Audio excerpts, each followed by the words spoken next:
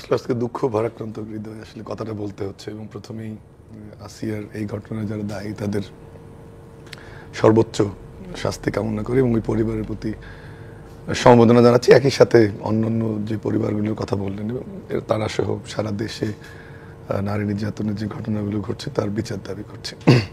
আশরাফ ভাই আইনের দিকটা বলেছেন, আমার মনে হয় যে আপনি ওই প্রশ্নটা এমন জায়গায় নিয়ে গেছেন, আমার একটু সমাজতাত্ত্বিক আলোচনাটা দরকার যে কেন এটা আইন করেই কি ধর্ষণ রোধ করা সম্ভব, নারী নির্যাতন রোধ করা সম্ভব? সম্ভবত সেটা নয়। এটির জন্য প্রয়োজন সামাজিক সচেতনতা, পারিবারিক সচেতনতা এবং রাষ্ট্রের একটা একটা প্যাকেজ দরকার এই সমন্বিত উদ্যোগের মধ্যে নেতৃত্ব দেয়া। আমি শুরু করতে চাই, আসলে দেখেন আমরা অপরাধ নিয়ন্ত্রক বলে কিছু কিছু জায়গার কথা বলি, সেই জায়গাগুলোতে প্রবলেম যদি আমরা দূর করতে না পারি এই ধরনের নারী নির্যাতন আসলে রোধ করা সম্ভব না। এরকম অত্যন্ত মানে দুঃখজনক যে 8 বছরের একটা বাচ্চাকে আজকে জীবন দিতে হলো বিকৃত যৌনাচারের জন্য। তিনটা জায়গায় আমরা বলি যে অপরাধ নিয়ন্ত্রক হিসেবে সমাজে কাজ করে। একটা সবাই আমরা জানি যে পরিবার শেখায় যে অপরাধ করা যাবে না, নৈতিকতা শিক্ষা। এরপরে এডুকেশন ইনস্টিটিউশনও যোগ হয়। আমরা যখন সামাজিকীকরণ প্রক্রিয়া থাকি যে স্কুল কলেজের শিক্ষক, ইভেন বিশ্ববিদ্যালয়ের শিক্ষকরা আমাদেরকে বলে যে কোনটা করা যাবে কোনটা করা যাবে না। আরেকটা আমরা বলি যে হ্যান্ডলার যারা অপরাধ করতে পারে তাদের প্রতি ইতিবাচক কারা প্রভাব বিস্তার করতে পারে। সেখানে আবার আসে যে বাবা মা, আবার শিক্ষক, মৌলবী বা ধর্মের বিভিন্ন বিধিবিধান, সেগুলো একটা ভূমিকা রাখে। ওই জায়গাটা আমরা হ্যান্ডলার বলি। আর একটা হচ্ছে যে স্থান ব্যবস্থাপক, যে মানুষের জন্য কিন্তু কিছু কিছু স্থান খুবই নিরাপদ, আত্মীয় স্বজনের বাসা, নিজের পরিবার, শিক্ষা প্রতিষ্ঠানে কোনো পরিবেশ, সেই জায়গাগুলোতে দেখবেন যে এরকম সার্ভিল্যান্স বা পুলিশের প্রয়োজন হয় না।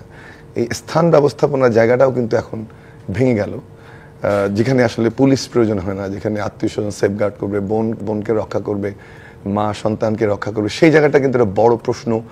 আসিয়ার কেসটা আমাদেরকে চোখে আঙ্গুল দিয়ে দেখিয়ে দিচ্ছে যে আত্মীয়র বাসায় একটা 8 বছরের বাচ্চা বোন এবং দুলাভাইয়ের সঙ্গে একই রুমে ঘুমিয়েছে। সবচেয়ে বিকৃত যে জায়গাটি, সেই দুলাভাই তার বাবার হাতে তুলে দিয়েছে বলে ওই শিশুটি জানিয়েছে। তার মানে স্থান ব্যবস্থাপনার ডেফিনেশনটা কিন্তু চেঞ্জ হয়ে গেল ক্রাইমের ক্ষেত্রে, বা ক্রাইম সংগঠনের স্থান হিসাবে নতুন। এটা মানে আমি জানি না এরকম কোনো ঘটনা আপনারাও শুনেছেন কিনা এই বিকৃত যৌনাচারের, অর্থাৎ সেই জায়গাটাও কিন্তু আনসেফ হয়ে গেল। এখন প্রশ্নটা হচ্ছে, যেটা নাজমুল ভাই বললেন যে আইনের প্রয়োগ করলে তো হবে না, তাহলে কি করতে হবে? কয়েকটা জিনিস ভুলে গেলে হবে না, যে আমাদের পারিবারিক যে নৈতিকতা শিক্ষা, সেটা কতটুকু আমরা দিতে পারছি। সবাই অর্থের পিছনে ছুটছি, বৈভবের পিছনে ছুটছি, ফ্ল্যাট গাড়ির দিকে ছুটছি, কিন্তু নৈতিকতা যে শিক্ষা, আমার ধারণা নাজমুল ভাই একটা মোটামুটি একই জেনারেশন আমরা ডিল করি, you are very close to us as well, but সেই জায়গাটা কিন্তু অবক্ষয়ের মধ্য দিয়ে আমরা যাচ্ছি।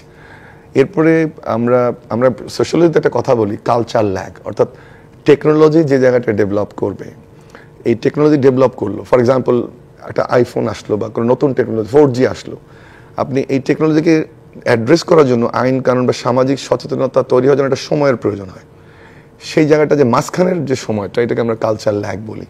আপনি দেখেন আমাদের বিদেশে যদি এখন আপনি কোথাও যান, আমি যখন ইংল্যান্ডে পড়তে গেলাম, আমাদের বিশ্ববিদ্যালয়ে কোনো সাইট অ্যাক্সেস করতে গেলে, যেগুলো নিষিদ্ধ সাইট বা কোনো অনলাইন প্ল্যাটফর্ম, লেখা আছে চাইল্ড ব্লক, আনসেফ সাইট, কোনোভাবেই কোনো অ্যাক্সেস করা যায় না।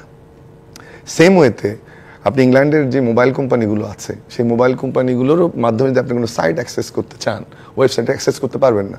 সেটা পর্ন সাইট হোক বা অনলাইন কোনো সাইট যেটা যৌন উত্তেজক বা যেটা অ্যাক্সেস করা ঠিক না, সবগুলো ব্লকেটের মধ্যে দিয়ে আপনাকে যেতে হয়। আরও একটা ইস্যু হচ্ছে যে যদি কোনো এরকম আপনি ওই বিশ্ববিদ্যালয় থেকে বা যে ফ্ল্যাটে থাকছেন, আপনি যদি অ্যাক্সেস করতে চান, ওই আইপি দিয়ে বোঝা যায় যে ইউ আর অ্যাক্সেসিং দিস। তো আজকে আমি যদি এখন প্রশ্নটা করি যে আমাদের অনলাইনে ছড়াছড়ি কন্টেন্ট, বিভিন্ন পর্নোগ্রাফি থেকে শুরু করে যৌন উত্তেজনার বক্তব্য, নানান ধরনের জিনিস, এগুলো নিয়ে কি আমরা ভেবেছি?